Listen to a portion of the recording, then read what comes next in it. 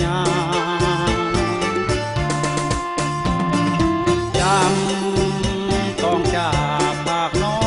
งไปตามชีวิตของอา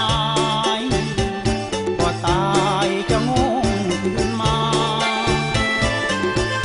คราวนี้อายจนสับสน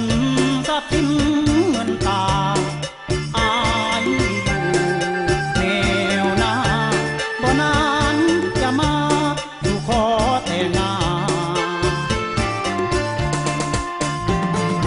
คิดขึ้นมาอุลาสะท้อน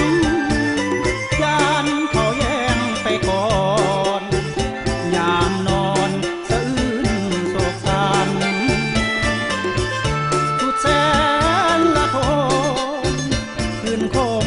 ซอกซ้ำสิวันน้องบอกสงสารไปคิดแต่งงานยามอายขาดใจ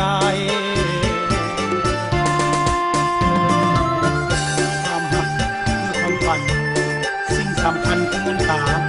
สิ่งที่อายปรารถนาคือน้องเพียงคนเดียวพอน้องคือเบาอายเถิดที่หักจากเพียงกลายใจอยู่นำน้อง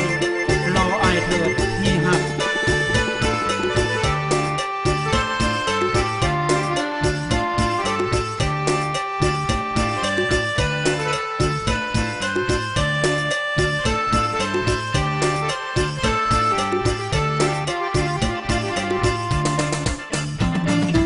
จ